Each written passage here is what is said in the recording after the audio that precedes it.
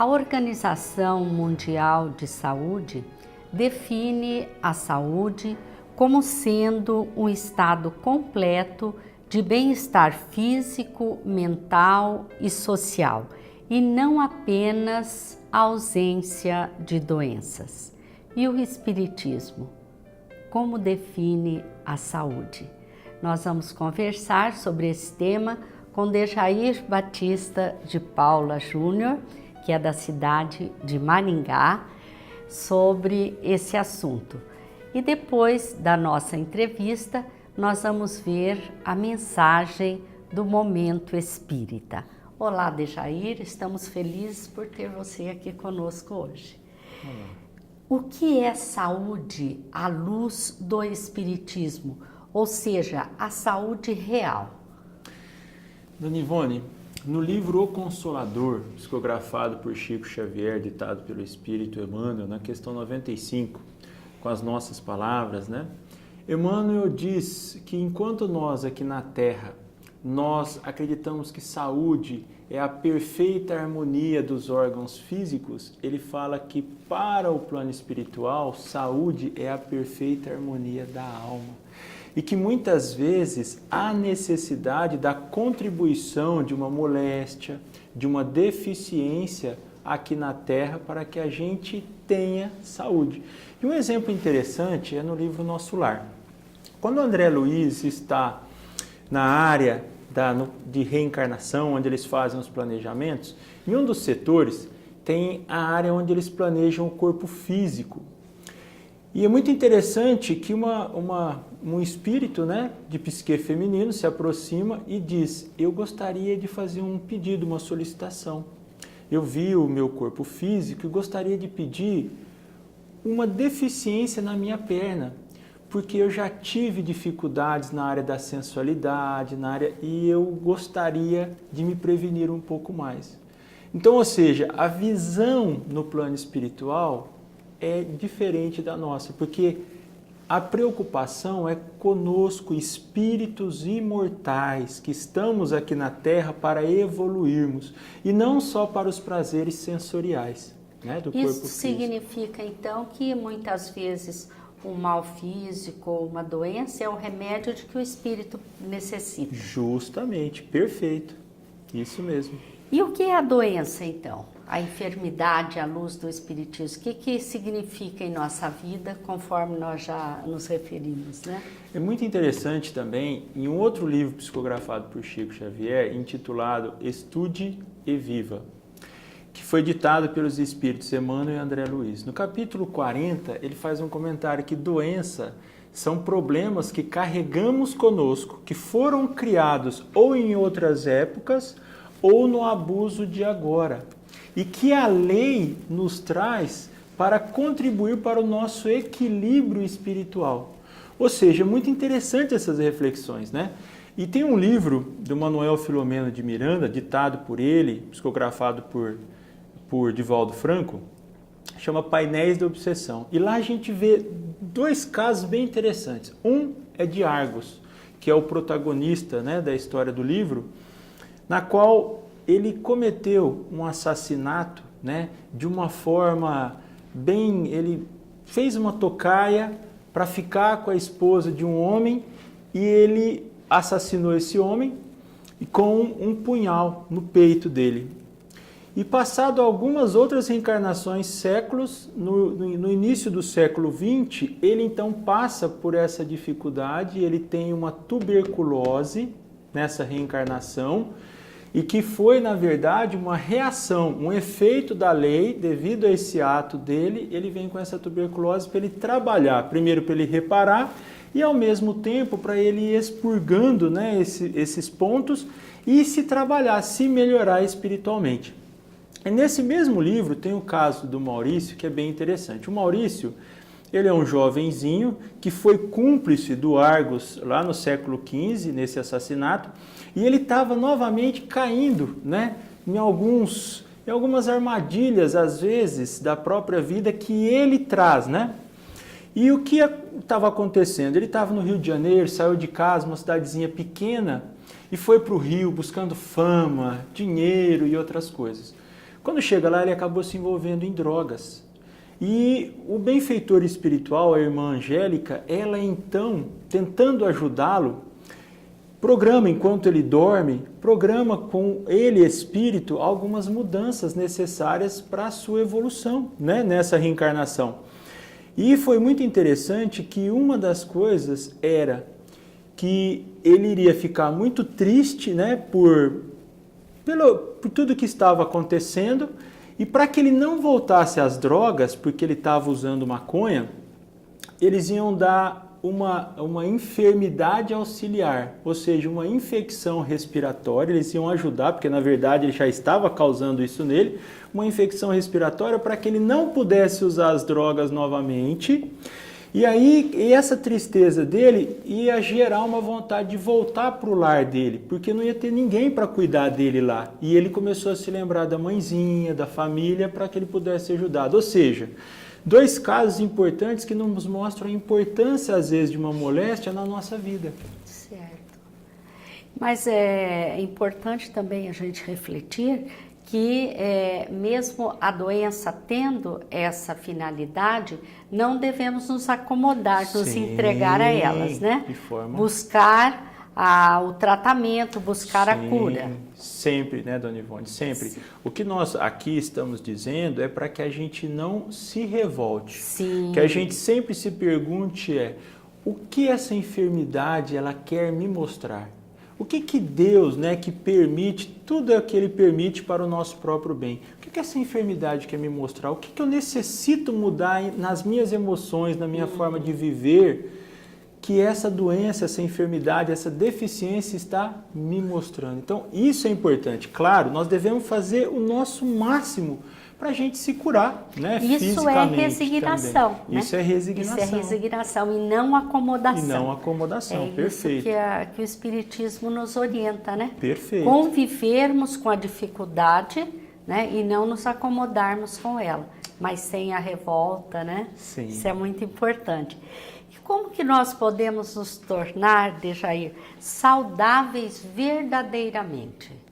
Dona Ivone, um dos capítulos do último livro da codificação espírita, que é a Gênese, codificado por Allan Kardec, tem o capítulo 14, que para mim é um dos capítulos assim mais interessantes para a gente fazer reflexões, aprendizados em relação a nós, a nossa vida, o nosso relacionamento com Deus. É o capítulo 14, sobre os fluidos.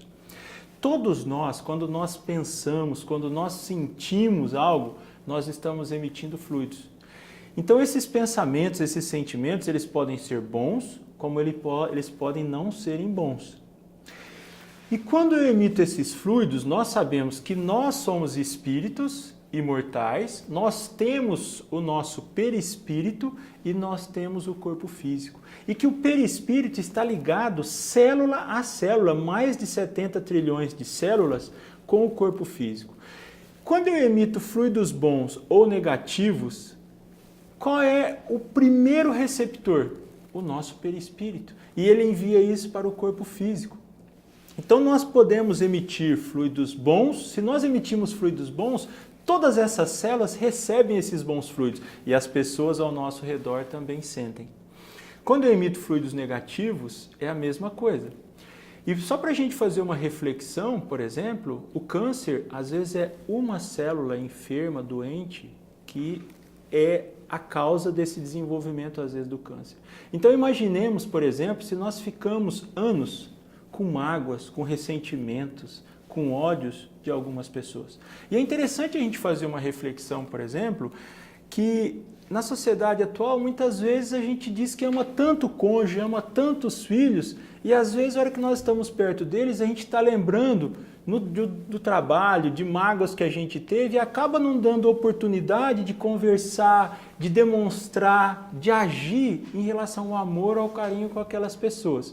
Então, ou seja, como que eu posso desenvolver esses pontos em mim, né? Para eu não ter essa consciência de culpa? É me esforçar para estar em harmonia.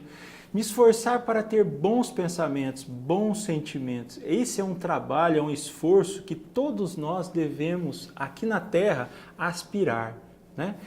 ter uma religião, nós na doutrina espírita estamos sempre buscando desenvolver virtudes em nós, para sermos melhores, aprendermos a amar as pessoas, fazermos o bem a quem quer que seja, onde quer que nós estejamos, começando pelos nossos pensamentos, pelos sentimentos, pelas palavras, pelas ações edificantes que atraem os bons espíritos. E eles então fortalecem ainda em nós essa vontade de sermos melhores.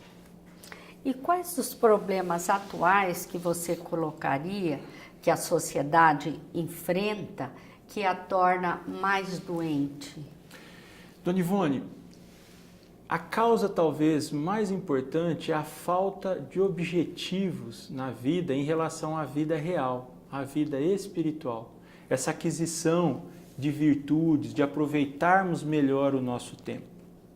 Por exemplo, algumas tecnologias que seriam mais para nos ajudar e às vezes, como a forma que nós usamos, ou seja, na verdade nós abusamos, elas acabam nos prejudicando. Então, por exemplo, o tempo no Facebook e no WhatsApp.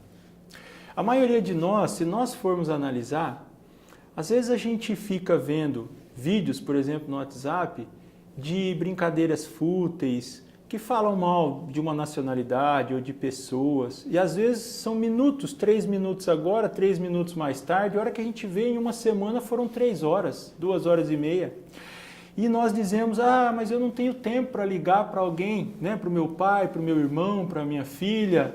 Nossa, falta tempo. Será? Falta tempo para eu estudar, para eu ler o livro dos Espíritos, para eu ler o Evangelho, para eu fazer algo em casa, em família. Mas será? Será que se nós unirmos esse tempo?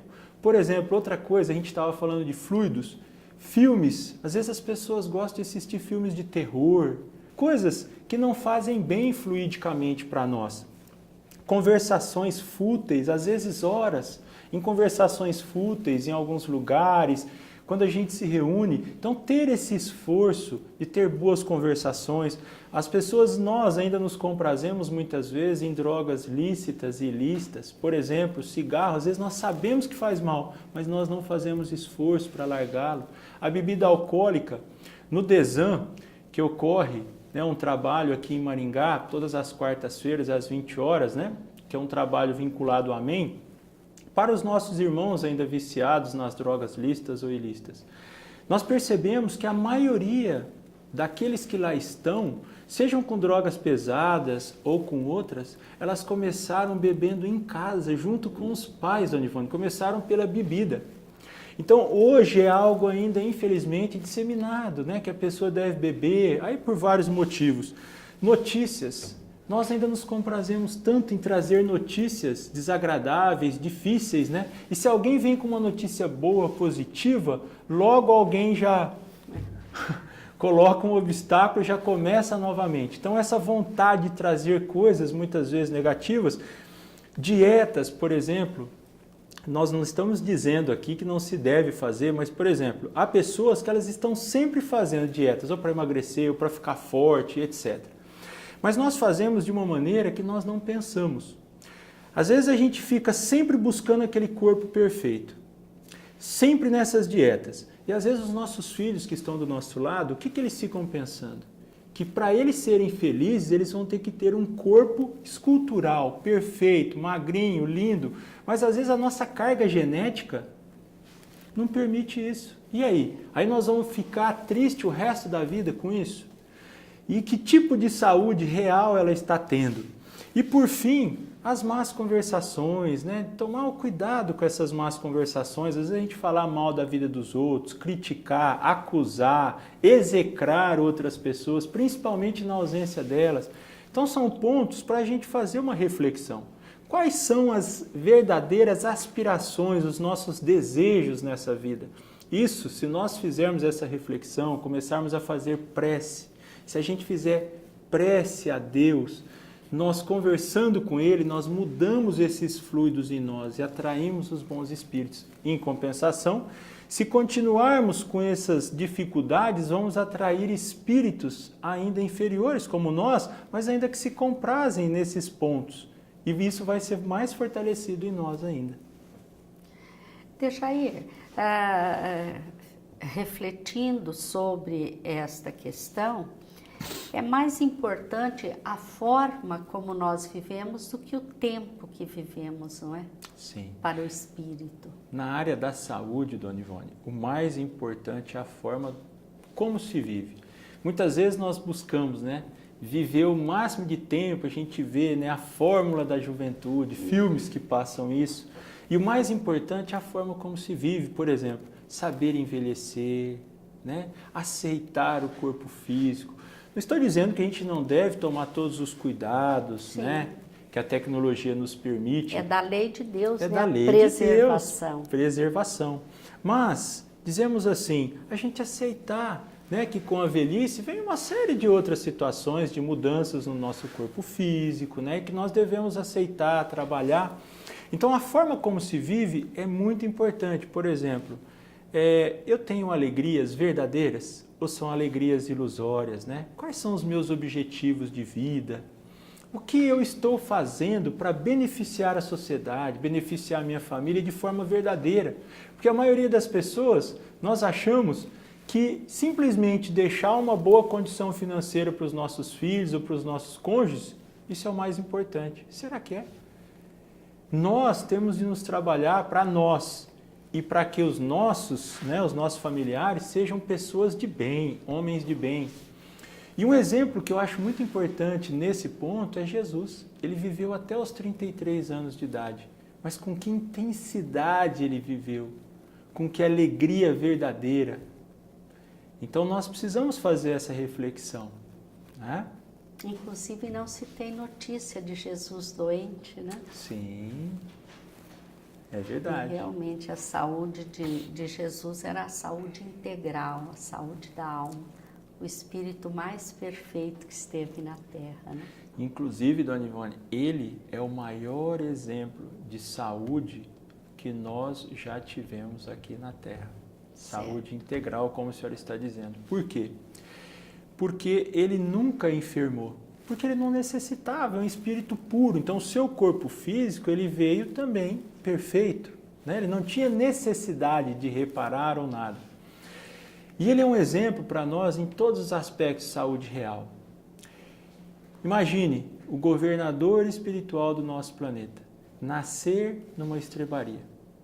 Depois viver até os 30 anos no anonimato, numa simplicidade, trabalhando como carpinteiro, ajudando o seu pai, né, numa família simples. E depois dos 30 anos, ele em 3 anos fazer tudo o que ele fez, né? Ele dizendo, quem quiser ser o maior, seja o que mais serve. E ele realmente servia, era o primeiro a acordar, o último a ir dormir, o tempo todo ajudando as pessoas. A gente fala muito das suas curas materiais, mas as suas maiores curas foram as curas espirituais.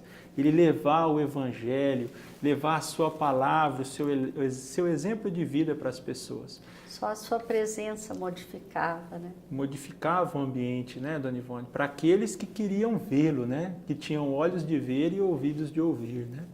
Então, Jesus é o nosso maior exemplo. E quem quiser realmente segui-lo, fazer esses esforços, né? Porque na questão 909 do Livro dos Espíritos, eu acho muito interessante, e pergunta, né? Allan Kardec pergunta, se nós fizéssemos esforços, nós conseguiríamos vencer as nossas más inclinações. E os Espíritos falam que sim, e frequentemente fazendo poucos esforços. E eles falam, quão poucos dentre vós fazem esforços, o que lhes falta é a vontade.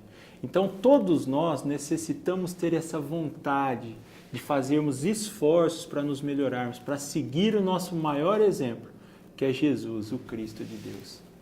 Dejair, nós agradecemos a sua participação, foi muito bom falarmos sobre um assunto tão importante. Agradecemos a todos vocês que estão nos assistindo, convidamos para que continuem vendo o Momento Espírita, que é produzido pela Federação Espírita do Paraná, e lhes desejamos muita paz. Aguardávamos o transporte que nos conduziria ao trabalho. A plataforma estava repleta de pessoas, cada qual à espera do respectivo ônibus. Foi então que vimos a mãe jovem com o filho nos braços. Era um dia de sol intenso e ela estava de óculos escuros. O garoto se mirava nas lentes e falava encantado, apontando com seu dedinho. Eu tô aqui, mamãe, eu tô me vendo. E como para se assegurar de que estava sendo visto por detrás das lentes escuras, perguntou: Você tá me vendo, mamãe? E com suas mãos delicadas acariciava o rosto da mãe. Com cuidado, ajeitou-lhe o cabelo para trás das orelhas e comentou: Que lindo brinco, mamãe, como você é bonita. Enquanto a jovem simplesmente sorria, enlevada, ele declarou: Amo você, mamãe. Também amo você, respondeu ela. E assim iam se consumindo os minutos em troca de carinhos e palavras doces, as testas encostando uma na outra e beijinhos sendo dados nas faces.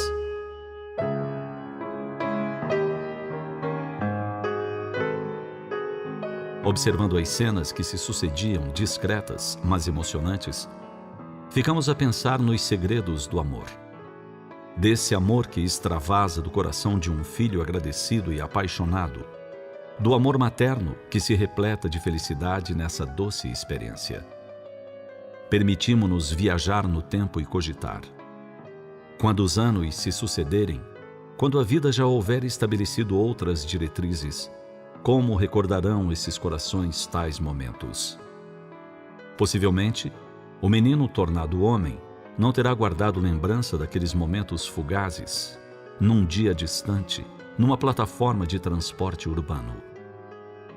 No entanto, alimentado de gestos de ternura, aprendendo as delícias do amor que se traduzem em espontâneas manifestações, se tornou um homem equilibrado, ponderado e feliz.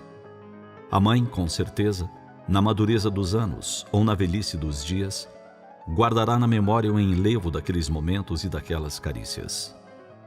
Mesmo que por qualquer motivo permaneça distante do amado filho, bastará fechar os olhos para renovar as sensações de mãozinhas macias acariciando-lhe as faces e a vozinha infantil declarando amor.